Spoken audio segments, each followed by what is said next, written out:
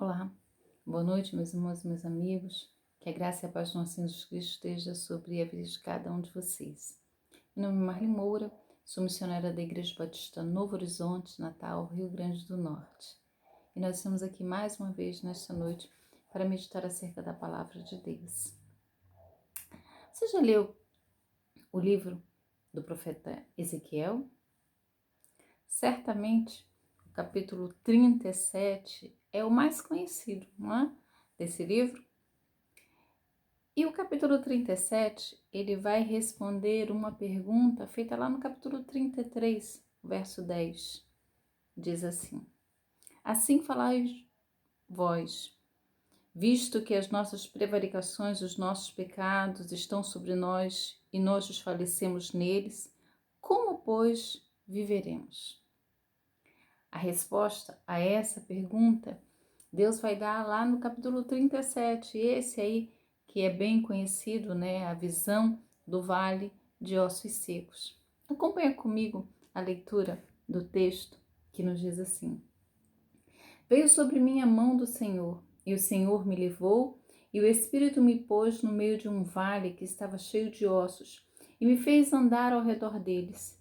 E eis que eram muito numerosos sobre a face do vale, e estavam sequíssimos.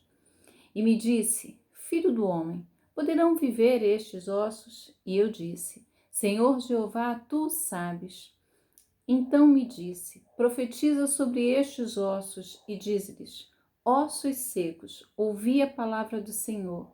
Assim diz o Senhor Jeová a estes ossos: Eis que farei entrar em vós o espírito e vivereis.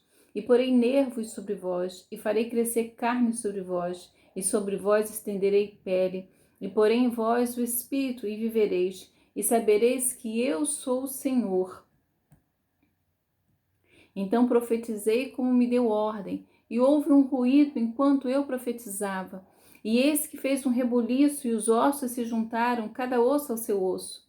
E olhei, e eis que vieram nervos sobre eles, e cresceu a carne, e estendeu-se pele sobre eles por cima. Não havia neles espírito. E ele me disse: Profetiza ao espírito, profetiza, ó filho do homem, e diz ao espírito: Assim diz o Senhor Jeová: Vem dos quatro ventos, ó Espírito, e assopra sobre estes mortos para que vivam. E profetizei como ele me deu ordem. Então o Espírito entrou neles e viveram, e puseram em pé um exército grande em extremo. Então me disse: Filho do homem, estes ossos são toda a casa de Israel.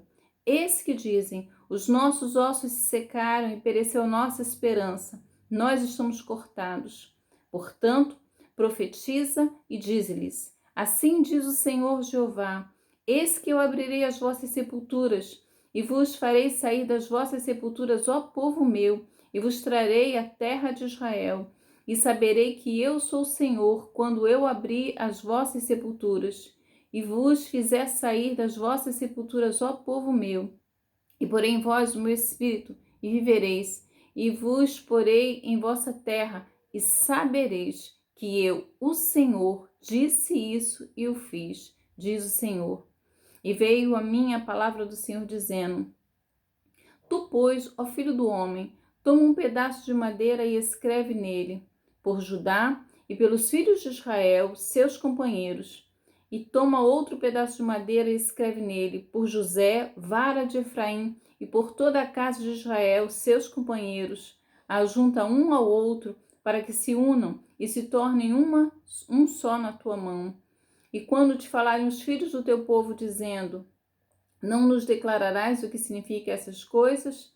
Tu lhes dirás: Assim diz o Senhor Jeová: Eis que eu tomarei a vara de José, que esteve na mão de Efraim, e das tribos de Israel, suas companheiras, e as ajuntarei à vara de Judá, e farei delas uma só vara, e elas se farão uma só na minha mão.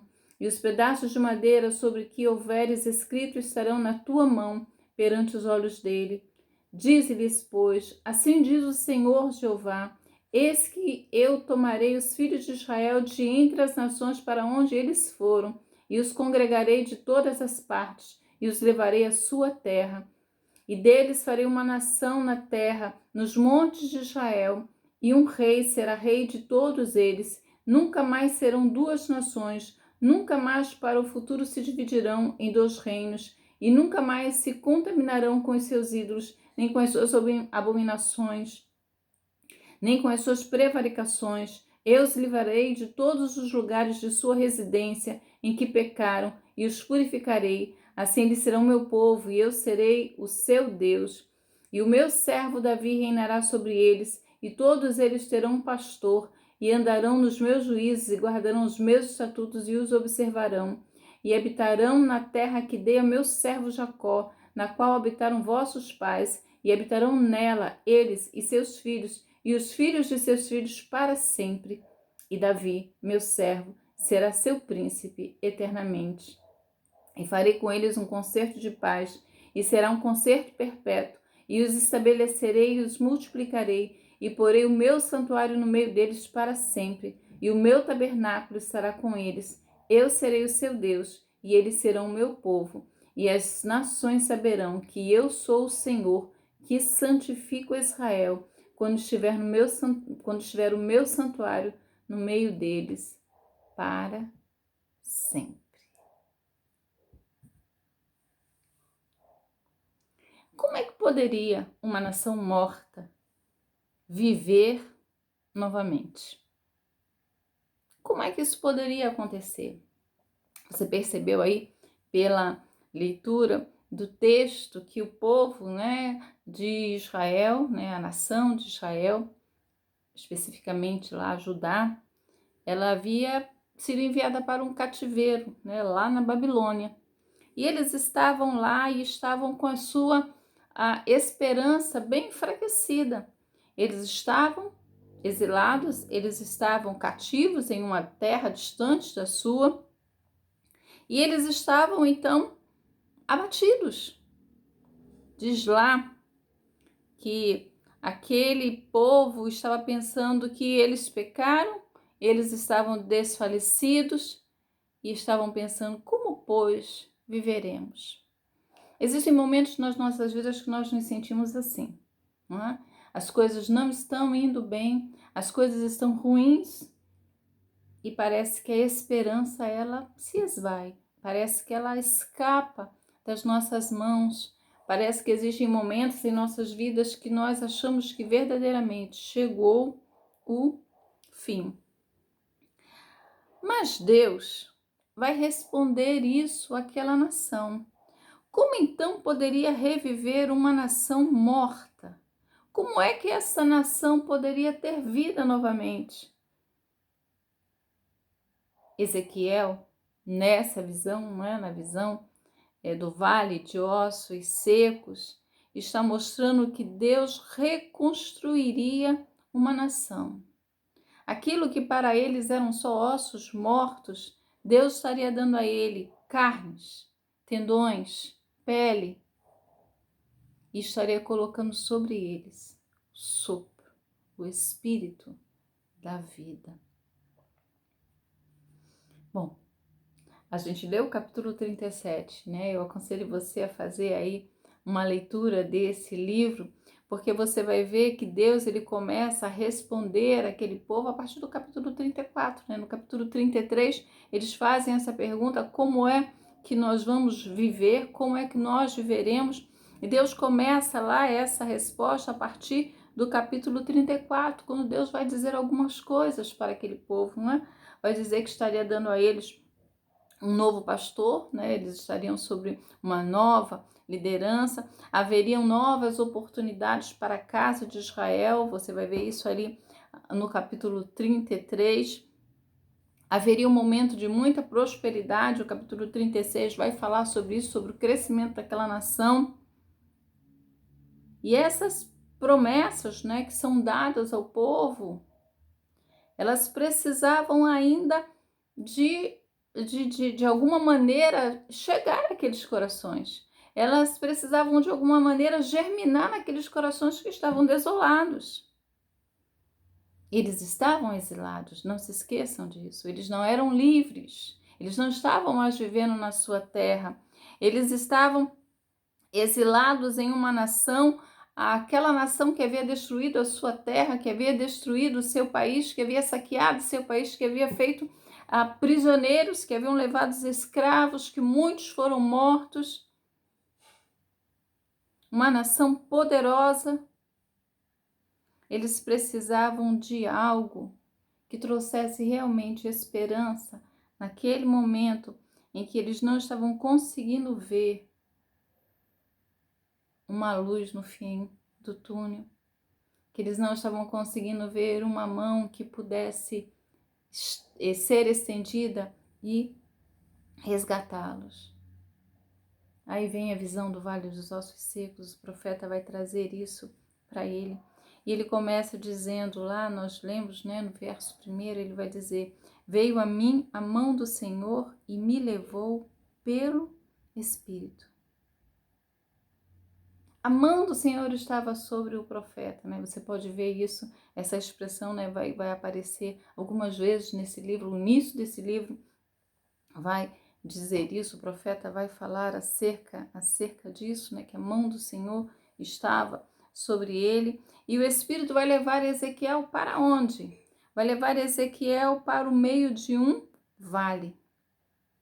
Certamente esse lugar havia sido o cenário de uma batalha, não é? Havia sido aí o cenário de uma batalha, ocorreu aí uma batalha em que muitas pessoas foram mortas, foi um grande número de pessoas foram mortos, porque o texto vai dizer que o vale estava cheio de ossos. Estava cheio de ossos. A batalha foi cruel, essas pessoas não chegaram a ser enterradas, os ossos estavam ali. Então, o profeta, ele vai para aquele lugar e andando para aquele lugar, ele percebe que ali não havia esperança, ali não havia vida. Tudo que estava ali estava morto, então era impossível haver vida naquele lugar. E o que representava isso? O que aquele vale representava, né? Qual seria a aplicação daquele vale, aquilo que o profeta estava vendo? O que representava aquele vale de ossos secos era a nação de Israel. Eles estavam exilados na Babilônia, eles haviam sido deportados e eles estavam mortos, né? As suas esperanças haviam sido enfraquecidas. E foram enfraquecidas por quê? Porque os anos se passam e eles continuam no cativeiro.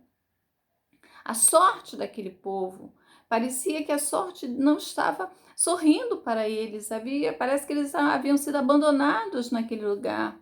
Alguns profetas, né, e aí não falsos profetas, haviam anunciado que a estadia deles na Babilônia seria curta, seria uma duração curta.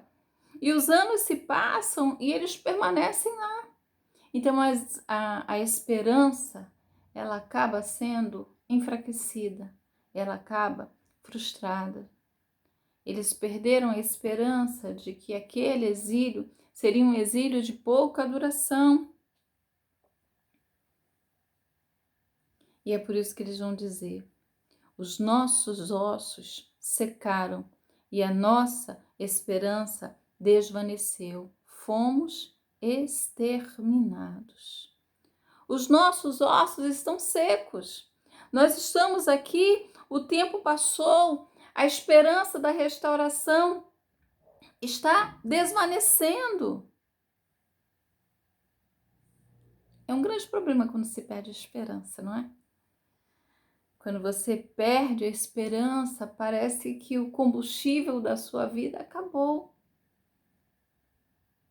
Quando você perde a esperança, você acaba deixando de ver Deus, de olhar para o Senhor e de sentir que as promessas dele permanecem na sua vida. Mas Deus sabe que é assim. E é por isso que nesse momento é ele que toma a iniciativa, é ele que leva o profeta para um vale, dá a ele uma visão maravilhosa. Essa visão do Vale de Ossos Secos é uma mensagem de esperança para aquele povo. Ezequiel observa e vê que eram muitos ossos, havia uma quantidade muito grande de ossos ali. Era a nação que estava com seus ossos secos, exilado em outro país, achando que não havia mais esperança para eles, que não havia mais um socorro que pudesse alcançá-los. Eu disse isso aqui para vocês, né? Quando eu falei sobre números, que quando os nossos sonhos morrem, é como se o plano de Deus nunca mais fosse acontecer nas nossas vidas. As esperanças daquele povo, a esperança daquele povo acabou. Então, para eles não poderia haver um novo dia, não haveria mais uma expectativa de volta, de voltar para a sua casa, de voltar para os seus. Mas quando os nossos sonhos, né, quando eles terminam, quando a gente acha que não há mais jeito, que não há mais uma saída, são nesses momentos que Deus faz o extraordinário nas nossas vidas. Quem é que poderia trazer novamente a esperança para aquele povo? Quem é que poderia fazer novamente aquele povo sonhar e acreditar? Quem é que poderia fazer isso? Deus faz uma pergunta ao profeta: Filho do homem, acaso poderão reviver estes ossos? Se essa pergunta fosse dirigida a mim ou a você, olhando para aqueles ossos secos, certamente nós diríamos: não, Senhor. Ei, a esperança aqui de vida acabou. Não há mais carne, Senhor. Talvez como as irmãs de Lázaro, né? Olha, Senhor, olha, ele já está assim há mais de 3 dias. Não há mais esperança. Não há mais como ele viver. Mas Ezequiel, ele sabia quem era Deus. E ele olha para aquilo e diz: olha, Senhor, eu não sei, mas o Senhor sabe. Ele sabia que aquilo era impossível para ele. Como existem coisas que são impossíveis para mim e para você. Mas isso não quer dizer que seja impossível para Deus. É por isso que ele vai dizer: tu o sabes. Acaso haveria algo demasiadamente difícil para Deus? Olha, existem coisas que são difíceis para mim, para você. Existem coisas que são impossíveis aos nossos olhos. Mas isso não quer dizer que sejam impossíveis para Deus. Deus, ele pode realizar o que ele quiser, como ele quiser. Basta tão somente isso estar no seu plano, no seu propósito. Ezequiel, se você olhar no livro de Jeremias, o capítulo 29, olha só o que Deus diz através do profeta Jeremias, não é? Também, né, que esteve presente nesse período em que o povo estava sendo alertado que iria para o cativeiro. Profeta também que vê isso acontecer. Olha o que Jeremias vai dizer no capítulo 29, a partir do verso 11. Ele nos diz assim: eu é que sei, palavras do Senhor, que pensamentos tenho a vosso respeito, diz o Senhor, pensamento de paz e não de mal, para vos dar o fim que desejais. Então me invocareis, passareis a orar a mim, e eu vos ouvirei. Buscar-me-eis, me achareis, quando me buscardes de todo o vosso coração. Serei achado por vós, diz o Senhor, e farei mudar a vossa sorte. Congregar-vos-eis de todas as nações e de todos os lugares onde vos lancei, diz o Senhor, e tornarei a trazer-vos ao lugar de onde vos mandei, para o exílio. Quando você ouve esta palavra dita lá no livro de Jeremias, não ecoa a visão do vale de ossos secos, não ecoa ao seu coração, aos seus ouvidos, aquilo que Deus está dizendo através de Ezequiel. Aqui no capítulo 37, Deus está dizendo para eles: olha, eu sei o que eu vou fazer com vocês.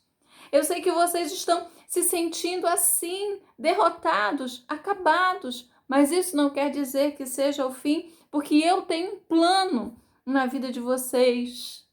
Eu sei exatamente o que eu estou fazendo. E é por isso que Deus vai dizer ao profeta Ezequiel: olha, profeta, profetiza. Diga aí a esses ossos secos, ouçam a palavra do Senhor. Apesar de, aos nossos olhos, isso parecer ser uma coisa sem sentido, falar a ossos que estão secos, o profeta faz exatamente como Deus ordena, porque ele sabe o poder da palavra. Ele sabe exatamente como é que Deus, pela sua palavra, trouxe à existência o que não existia. E ele vai profetizar aqueles ossos. E diz o texto que nós lemos que enquanto ele está falando, Deus, ele começa a fazer uma obra tremenda. Ele começa a ouvir um ruído, os ossos começam a se movimentar, um osso começa a se juntar a outro osso. Um ruído, um barulho, são ossos que se encaixam. Deixa eu dizer uma coisa para você. Aquilo que aos nossos olhos estão fora do lugar, basta uma palavra de Deus para que tudo se encaixe novamente. 206 ossos do corpo humano se encaixam. Cada osso ao seu osso. Isso quer dizer uma completa junção, uma completa restauração. E é isso que ocorre. Mas ainda faltava alguma coisa, ainda faltava o fôlego da vida. E Deus manda que o profeta faça isso, diga isso, profetiza o Espírito.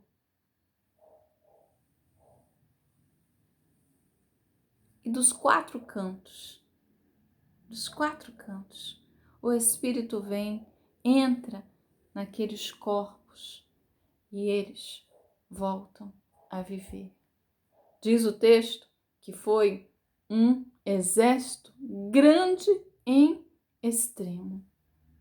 Se tornou um povo grande em extremo e vivo.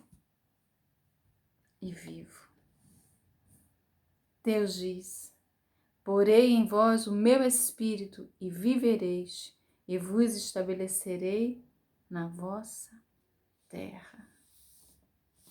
Deixe-me dizer para você, nós vamos estar encerrando esta palavra nessa noite.